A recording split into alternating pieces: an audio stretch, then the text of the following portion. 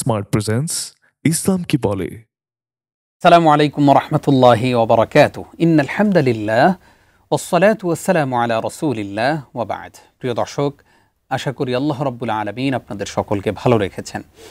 আল্লাহ রাব্বুল আলামিনের কাছে আমরাও শুকরিয়া আদায় করছি, রব্বে কাবা আমাদেরকেও ভালো রেখেছেন। আপনাদের সকলকে আন্তরিক শুভেচ্ছা জানিয়ে শুরু করছি এটিএন নিউজের জুমাবারের বিশেষ আয়োজন ইসলাম কি বলে। আজকে আমরা যে বিষয়ে আলোচনা শুনবো ইনশাআল্লাহ পুরো আয়োজন জুড়ে, তা হচ্ছে মহররম মাসের করণীয় এবং বর্জনীয়। আমরা জানি যে আরবি মাসের প্রথম মাস, আরবি বছরের প্রথম মাস মহররম মাস। এই মাসের কিছু করণীয় রয়েছে, কিছু বর্জনীয় রয়েছে, এবং আমাদের সমাজে এমন কিছু কাজ প্রচলিত আছে যে কাজগুলো আসলে ইসলাম পারমিট করে না। সেই বিষয়গুলো কি, সেগুলোই জানবো আমাদের আজকের পুরো আয়োজন জুড়ে। আমাদেরকে আজকে গুরুত্বপূর্ণ আলোচনা শোনানোর জন্য স্টুডিওতে এসেছেন মসজিদুল হিদায়া, ভিয়েনা, অস্ট্রিয়ার সম্মানিত খতিব ফদিলাতুশ শেখ অধ্যাপক আব্দুল মতিন আল আজহারি। আসসালামু আলাইকুম ওয়া রাহমাতুল্লাহ। ওয়া আলাইকুম আসসালাম ওয়া রাহমাতুল্লাহি ওয়া বারাকাতুহু। শেখ কেমন আছেন? আমিন ওয়া ইয়াক। আলহামদুলিল্লাহ। আপনাকে আমাদের এই আজকের আয়োজনে স্বাগত জানাচ্ছি। বারাকাল্লাহু ফিক। আমিন ওয়া ইয়াক। শেখ, আমরা শুরুতেই জানতে চাই মহররম মাস আমাদের কাছে কেন এত গুরুত্বপূর্ণ? বিসমিল্লাহ আলহামদুলিল্লাহ ওয়াসসালাতু ওয়াসসালামু আলা রাসূলিল্লাহ মুহাম্মদ ইবনে আবদুল্লাহ ওয়া আলা আলিহি ওয়া সাহবিহি জামিআ ওয়া বা'দ। يقول الله عز وجل في محكم كتابه بعد أعوذ بالله من الشيطان الرجيم بسم الله الرحمن الرحيم إن عدة الشهور عند الله 12 شهرا في كتاب الله يوم خلق السماوات والأرض منها 4 حرم ذلك الدين القيم فلا تظلموا فيهن أنفسكم صدق الله العظيم। অনেক ধন্যবাদ আপনাকে আমাদের মুসলমানদের জনজীবনের সাথে সম্পৃক্ত মুহাররমুল হারাম এই পবিত্র মাসটি। এই মাস সম্পর্কে আমরা সর্বোচ্চ যা জানি সেটি হচ্ছে যে এই মাসটি হচ্ছে আরবি ক্যালেন্ডারের প্রথম মাস। আমাদেরকে আজকে জানতে হবে যে এই মাসটি হচ্ছে ইসলামী ক্যালেন্ডারের প্রথম মাস। আল্লাহ তাআলা যে ক্যালেন্ডার নির্মাণ করেছেন সেই ক্যালেন্ডারের প্রথম মাস এটা। আর সেই ক্যালেন্ডারটি নির্মিত হয়েছে মানুষ সৃষ্টির আগে। ইয়াউমা খালাকাস সামাওয়াতি ওয়াল আরদ, যেদিন আকাশ এবং জমিনকে সৃষ্টি করেছেন আল্লাহ তাআলা, সেই দিন আল্লাহ তাআলা সিদ্ধান্ত নিয়েছেন যে বছরে মাসের সংখ্যা হবে 12টি, আর সেই 12 মাসের প্রথম মাস হবে মুহাররমুল হারাম। এই মুহাররমকে হারাম বলা হয় কেন সেটাও আমরা অনেকে হয়তো সাধারণ যারা আমরা মুসল্লি মানুষ আছি, ইসলামকে ভালোবাসি, কিন্তু আমরা জানি না এটাকে। আল্লাহ তাআলা বছরের এই 12 মাসের ক্যালেন্ডার নির্মাণ করার পরে 4টি মাসকে হারাম মাস করে ঘোষণা দিয়েছেন। বলেছেন আশ-শাহরুল হারামু বিশ-শাহরিল হারামি ওয়াল হুরুমাতু কিসাস। 4টি মাসকে হারাম করে ঘোষণা দিয়েছেন। এক হলো শেখ, আমরা প্রসঙ্গত একটু জানবো যে আমরা তো হারাম বলতে মনে করি যে এটা করা যাবে না, নিষিদ্ধ। এটা যদি একটু ভেঙে। তো এখানে হারাম মাসের অর্থ হচ্ছে যে এটা হচ্ছে আল্লাহর সংরক্ষিত মাস। হ্যাঁ, যেরকম সংরক্ষিত এরিয়া থাকে, অনেক জায়গায় লেখা থাকে যে প্রবেশাধিকার এখানে সংরক্ষিত, এখানে সবাই প্রবেশ করতে পারবে না। এই হারাম মাসটা হচ্ছে আল্লাহর সংরক্ষিত মাস। আল্লাহর সংরক্ষিত মাসের মধ্যে হচ্ছে অন্যান্য মাসে যেই সকল কাজ করা অন্যায়, সেই কাজগুলো এই মাসে অন্যায় করা জঘন্যতম অন্যায়। এটা হচ্ছে আপনার সংরক্ষিত মাসের অর্থ, হারাম মাসের অর্থ এখানে। তো এই জন্য আল্লাহ বলছেন ফালা তাযলিমু ফীহিন্না আনফুসাকুম, এই মাসগুলোতে বিশেষ করে নিজের উপর জুলুম করো না, অর্থাৎ পাপাচার করো না। পাপাচার করো অন্য যে কোনো মাসে হারাম, কিন্তু এই মাসগুলোতে বিশেষ করে, কারণ আল্লাহর নির্বাচিত মাস এগুলো। এই 4টি মাস হচ্ছে রজব একদিক থেকে, এরপরে বিচ্ছিন্ন, রজব হলো বিচ্ছিন্ন, এরপরে 3টি মাস একসাথে যুলকায়দা, যুলহিজ্জা, মুহাররম। এই 4 মাস হচ্ছে আল আশহুরুল হুরুম। ইয়াসআলুনাকা আনিশ শাহরিল হারাম কিতালিন ফীহি কুল কিতালুন ফীহি কাবীর ওয়া সাদ্দুন আন সাবিলিল্লাহ। তো এখানে এই মুহাররম মাসকে আল্লাহ তাআলা বিভিন্নভাবে মর্যাদাপূর্ণ করেছেন, মহিমান্বিত করেছেন। একদিক থেকে হলো বছরের প্রথম মাস, আরেক দিক থেকে হলো আপনার হারাম মাসের একটা অন্যতম মাস। এই মাসে নবীজি সাল্লাল্লাহু আলাইহি সাল্লামকে জিজ্ঞাসা করা হয়েছে যে কোন নামাজ ওয়াক্তিয়া নামাজের পরে সবচাইতে প্রিয় আল্লাহ তাআলার কাছে। সুইলান নবী সাল্লাল্লাহু আলাইহি সাল্লাম عن أفضل الصلاة بعد الصلوات المكتوبة فقال الصلاة في جوف الليل রাতের গভীরে নামাজ পড়া এই যে 5 ওয়াক্ত নামাজের পরে সবচেয়ে বেশি আল্লাহ তাআলার কাছে পছন্দের আর কোন রোজা রমাদানের পরে সবচেয়ে বেশি পছন্দের বলেছেন যে as-sawmu আশুরা সাওমু শাহরিল্লাহিল মুহাররম বা'দা শাহরি রমাদান সিয়ামু শাহরিল্লাহি আল মুহাররম এই মুহররম মাসের রোজা রাখা এরপরে আবার আশুরার রোজার আলাদা তাৎপর্য রয়েছে কিন্তু মুহররম মাসটাকে পুরাটাকেই একদিন দুই দিন করে ভেঙে ভেঙে কয়েকদিন পরে পরে রোজা রাখা বা একদিন ভঙ্গ করে পরের দিন রোজা রাখা এরকম রোজা রাখার একটা বিধান রয়েছে বা সুন্নাহ রয়েছে নবীজি সাল্লাল্লাহু আলাইহি ওয়াসাল্লাম এটাকে পছন্দ করতেন জাযাকাল্লাহ খাইর আমরা এবার আসতে চাই আশুরার প্রেক্ষাপট নিয়ে আমরা আসলে আশুরাকে নিয়ে অনেক ধরনের গল্প শুনি অনেক ধরনের ইতিহাস জানি প্রকৃত ইতিহাসটা যদি একদম সংক্ষেপে জানাতেন এই আশুরার প্রেক্ষাপটটা কি আশুরাটা হচ্ছে আমরা আসলে আমরা আশুরা আসলেই হযরত হুসাইন রাদিয়াল্লাহু আনহুকে নিয়ে আমরা কথাবার্তা বলি বা তার শাহাদাত নিয়ে কথা বলি তিনি আমাদের ভালোবাসার মধ্যমণি যেমনভাবে নবীজির ভালোবাসার পাত্র ছিলেন তিনি কিন্তু আশুরার ইতিহাস মূলত তার ইতিহাস নয় কিন্তু তার ইতিহাসটা আশুরার সাথে সম্পৃক্ত হয়ে গেছে কিন্তু আশুরার ইতিহাস আরও 1000 বছর আগের ইতিহাস নবীজি সাল্লাল্লাহু আলাইহি সাল্লাম যখন মদিনায় গমন করলেন হযরত ইবনে আব্বাস রাদিয়াল্লাহু আনহু বর্ণনা করছেন আর অন্যান্য সাহাবীরাও বর্ণনা করেছেন যে নবীজি যখন কাদিমান নবী ইলাল মদিনাতিল মুনাওয়ারা কাদিমান নবী সাল্লাল্লাহু আলাইহি সাল্লাম ইলাল মদিনাতিল মুনাওয়ারা ফারাআ আল ইয়াহুদা ইয়াসুমুনা আও তাসুমু ইয়াওম আশুরা নবীজি মদিনায় এসে দেখলেন যে ইহুদি সম্প্রদায় আশুরার দিবসে রোজা রাখে তখন তিনি বললেন মা হাদা ইয়া মা'শারাল ইয়াহুদ হে ইহুদি সম্প্রদায় তোমরা এই কি রোজা রাখছো তখন তারা বললেন হাদা ইয়াউমুন সালিহুন নাজ্জাল্লাহু ফীহি মূসা ওয়া বনি ইসরাঈল মিন আদুওয়িহিম এটা হচ্ছে সেই পবিত্রতম দিন যেই দিন আল্লাহ তাআলা এই বনি ইসরাইলকে এবং তাদের নবী মূসা আলাইহিস সালামকে তাদের দুশমনের চক্রান্ত থেকে আল্লাহ তাআলা রক্ষা করেছিলেন এই জন্য আমরা রোজা রাখি আমরা যেহেতু মূসা আলাইহিস সালামের উম্মত বলে দাবিদার এই জন্য আমরা রোজা রাখি এই দিন তখন নবী সাল্লাল্লাহু আলাইহি সাল্লাম বলছেন ওয়া আনা আহাক্কু বিমূসা মিনকুম আমি তোমাদের চাইতে বেশি হকদার মূসার কোনো ট্র্যাডিশন পালন করার মূসাকে নিয়ে গর্ব করার তাকে নিয়ে কোনো উৎসব করার সবচাইতে বেশি হকদার আমি কারণ আমরা নবুয়তী ফ্যামিলির দুই ভাই ফাসামান নবী সাল্লাল্লাহু আলাইহি সাল্লাম ওয়া আমারা বিসিয়ামি তখন নবী সাল্লাল্লাহু আলাইহি সাল্লাম রোজা রাখতে শুরু করলেন এই আশুরা দিবসের আর সাহাবীদেরকে আদেশ দিলেন এই দিবসের রোজা রাখার পরে যখন এই দিবসের রোজা রাখাটা ইহুদিদের সাথে মুসলমানদের মিল হয়ে যাচ্ছে ইহুদিরাও রোজা রাখে মুসলমানরাও রোজা রাখে তখন নবীজির সামনে প্রশ্ন এসেছে যে আমরা তো আমাদের ইবাদত আর তাদের ইবাদত এক হয়ে যাচ্ছে তখন নবীজি বললেন লাইন বাকিতু ইলা কাবিলিন লাআসুমান্না তাসুআ আও লাআসুমান্না তাসি যদি আগামী বছর পর্যন্ত আমি বেঁচে থাকি তাহলে নবম দিবসেরও রোজা রাখবো আশুরা হচ্ছে দশম দিবস মুহররম মাসের তো নবম দিবসের রোজাও রাখবো রেখে ইহুদিদের সাথে পার্থক্য সাধন করব তবে মুহাম্মদ সাল্লাল্লাহু আলাইহি সাল্লাম এর পরের বছর আর বেঁচে ছিলেন না তো আমরা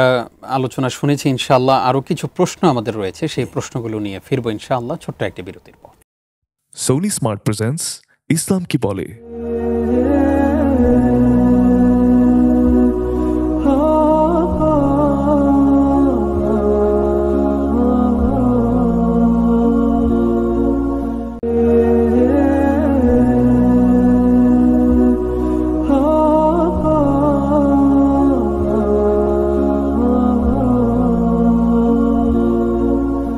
সোনি স্মার্ট প্রেজেন্টস ইসলাম কি বলে স্বাগত আরো একবার প্রিয় দর্শক দেখছেন ইসলাম কি বলে আজকে আমরা মুহররম মাস নিয়ে আলোচনা শুনছিলাম আলোচনা করছেন অধ্যাপক আব্দুল মতিন আল আজহারী উস্তাজ আপনাকে আরো একবার স্বাগত জানাচ্ছি আমরা জানতে চাই যে মুহররম মাস আসলে আমরা দেখি মনে হয় যে এই মাসটা শোকের মাস এবং শোক পালন করেন অনেকেই এবং কেউ কেউ মাতম করেন কেউ কেউ তাজিয়া মিছিল করেন বুক চাপড়ান কালো কাপড় পরেন কিন্তু কালো কাপড় পরে যারা তাজিয়া মিছিল করেন তাদের অনেককেই দেখেছি আমরা নামাজ পড়েন না নামাজের সময় যায় কিন্তু ওনারা মিছিলে আছেন আর কি এই যে আমাদের ট্র্যাডিশন আমাদের দেশ সহ পৃথিবীর অনেক জায়গায় এইরকম শোক পালন করা হয় মুহররম মাস আসলেই বিশেষ করে আশুরার দিনে আপনার কাছে জানতে চাই, ইসলাম কি এই ধরনের আয়োজন পারমিট করে কিনা? বারাকাল্লাহ ফিকুম, অনেক গুরুত্বপূর্ণ কথা জিজ্ঞাসা করেছেন আপনি, বারাকাল্লাহ ফিক। আমিন। এখানে আমাদেরকে আগে জানতে হবে যে হযরত হুসাইন ইবনে আলী রাদিয়াল্লাহু আনহুমা, তার শাহাদতটা হয়েছিল কি কারণে? যেই শাহাদতকে কেন্দ্র করে আমরা আজকে মাতম করছি, বা আমরা কালো পোশাক ধারণ করছি, আমরা উট গরু জবাই করছি, বিভিন্ন ধরনের অনুষ্ঠান করছি, সিন্নির আয়োজন করছি আমরা এই ধরনের মাজারে যা হয় তা আমরা তার চাইতেও আরো বরং অনেক আপত্তিকর বিভিন্ন আয়োজন আমরা করছি। তো এখানে আপনার হযরত হুসাইন রাদিয়াল্লাহু আনহু, আসলে ওনার নামটা হচ্ছে আল হুসাইন, আল হাসান আল হুসাইন। এই আলিফ লাম সহ বলাটাই হচ্ছে বিশুদ্ধ। তো এটা আমরা অনেকেই বলি না। তো হাদিসের মধ্যে যত জায়গায় আমাদের নাম আসবে দেখবেন আলিফ লাম দিয়ে। আল হুসাইন রাদিয়াল্লাহু আনহু, তিনি এই যে কারবালার ময়দানে ওনার যে শাহাদত হয়েছিল, সেটা হয়েছিল একেবারেই আল্লাহ তাআলার দ্বীনকে রাষ্ট্রীয় পর্যায়ে প্রতিষ্ঠিত করাকে কেন্দ্র করে। আল্লাহ তাআলার দ্বীনকে রাষ্ট্রীয় পর্যায়ে প্রতিষ্ঠিত করাকে কেন্দ্র করে সেখানে সালাত কায়েম হবে, সেখানে চোরের বিচার হবে, সেখানে জিনাকারীর বিচার হবে, সেখানে আত্মশুদ্ধি হবে, সেখানে ইসলামী অর্থনীতিকে চাঙ্গা করা হবে, সেখানে ইসলামিক ডেভেলপমেন্ট ব্যাংক তৈরি হবে, সেখানে আপনার ইসলামী অ্যাম্বাসেডররা সারা পৃথিবীতে ছড়িয়ে পড়বেন, সেখানে কোরআন এবং সুন্নাহর রাজত্ব কায়েম হবে। এই সকল দৃষ্টিভঙ্গি লালন করার মাধ্যমে এই যেই সংঘাত এক পর্যায়ে গিয়ে তৈরি হয়েছিল, যেই সংঘাতকে ফেস করতে গিয়ে, যেই সংঘাতকে সামাল দিতে গিয়ে, বা নিজের আদর্শকে ধরে রাখতে গিয়ে, নবীজি সাল্লাল্লাহু আলাইহি সাল্লামের আদর্শকে সমুন্নত রাখতে গিয়ে হযরত আল হুসাইন রাদিয়াল্লাহু আনহু সেখানে শাহাদত বরণ করেন। ওনার আদর্শ থেকে বিচ্যুত হয়ে আপনার যদি নামাজ না থাকে, আপনি যদি হালাল হারামের মধ্যে কোনো পার্থক্য না করেন, আপনার রিলেশনশিপের মধ্যে কোনো হালাল হারামের আপনি তোয়াক্কা না করেন, আপনি পাক পবিত্রতার কোনো তোয়াক্কা না করেন, আপনি শুধু হাই হাসান হাই হুসাইন বলার দ্বারা এর দ্বারা আপনার কিছুই অর্জিত হবে না এখানে। তাইলে তো আমরা নবীজি সাল্লাল্লাহু আলাইহি সাল্লামের ইন্তেকালের মাসটাকেও শোকের মাস হিসেবে পালন করি। নাতির চাইতে তো নানার মর্যাদা সবচেয়ে বেশি আল্লাহ তাআলার কাছে। উনি তো সৃষ্টি জগতের সর্বসেরা। নবীজি সাল্লাল্লাহু আলাইহি সাল্লামের ইন্তেকালের মাসকে আমরা কোনোদিন শোকের মাস হিসেবে পালন করি না, বা মুসলিম উম্মাহ পালন করে না। তবে নবীজি সাল্লাল্লাহু আলাইহি সাল্লামের ইন্তেকালে আমরা শোকাহত অবশ্যই, কিন্তু সেটাকে পালন করার এই আয়োজন করা আনুষ্ঠানিকতা, এটা ইসলাম আমাদেরকে শিক্ষা দেয়নি। আমরা এখানে নবীজির শোক পালন করেছেন আল্লাহ তাআলা। তিনি বলেছেন ইন্নাকা মাইয়িতুন ওয়া ইন্নাহুম মাইয়িতুন, আপনিও মৃত্যুবরণ করবেন আর এই জগৎবাসীও মৃত্যুবরণ করবে। তো এখানে আমাদেরকে এখান থেকে মৃত্যুর শিক্ষা আমাদেরকে গ্রহণ করতে হবে। আমাদেরকে বসে কালো বেশ পরে, কালো পোশাক পরে বসে থাকলে আমাদের কোনো সমস্যার সমাধান হয়ে যাবে না। তো এইখানে যে সকল আয়োজন করা হয় সেগুলো সুন্নাহর সাথে মোটেও আপনার সঙ্গতিপূর্ণ নয়। এটা হযরত আল হাসান আল হুসাইন রাদিয়াল্লাহু আনহুর শাহাদতের পরে বহু সাহাবী বেঁচে ছিলেন, তারা কোনো দিন হযরত আল হুসাইন রাদিয়াল্লাহু আনহুর নবীজির এত প্রিয় পাত্র হওয়া সত্ত্বেও, তাদের দেখা যে নবীজি সাল্লাল্লাহু আলাইহি সাল্লাম তাকে অনেক বেশি ভালোবাসেন, তো এত প্রিয় পাত্র হওয়া সত্ত্বেও তার মৃত্যু দিবসকে তারা ঘটা করে পালন করেননি, কোনো আনুষ্ঠানিকতার মাধ্যমেই তারা পালন করেনি। এটা আপনার আল বিদায়া ওয়ান নিহায়া যে ইতিহাস গ্রন্থ রয়েছে ইমাম ইবনে কাসিরের, সেখানেও এটা প্রমাণিত আছে। এরপরে যত সাহাবায়ে কেরামের জীবনীর যে সকল কিতাব রয়েছে, হায়াতুস সাহাবা রয়েছে, সেগুলোতেও এটা প্রমাণিত হয়নি। কোনো ইসলামের নির্ভরযোগ্য কোনো ইতিহাসে প্রমাণিত হয়নি যে সাহাবায়ে কেরাম হযরত আল হুসাইন রাদিয়াল্লাহু আনহুর এই শাহাদত দিবসকে তারা পালন করেছেন বা মাতম করেছেন, এর জন্য বিশেষ কোনো অনুষ্ঠান করেছেন। যেখানে হযরত হুসাইন রাদিয়াল্লাহু আনহু ইন্তেকাল করেছেন কারবালায়, আপনি কায়রোতে গিয়ে দেখবেন সৈয়দুনা আল হুসাইন মসজিদ রয়েছে, ওখানে কবরও রয়েছে হযরত হুসাইন রাদিয়াল্লাহু আনহু। মিশরে তিনি ইন্তেকাল করেছেন কারবালায়, ইরাকে, তার কবর রয়েছে কায়রোতে। এটাকে নিয়ে অনেক বড় বিতর্ক রয়েছে।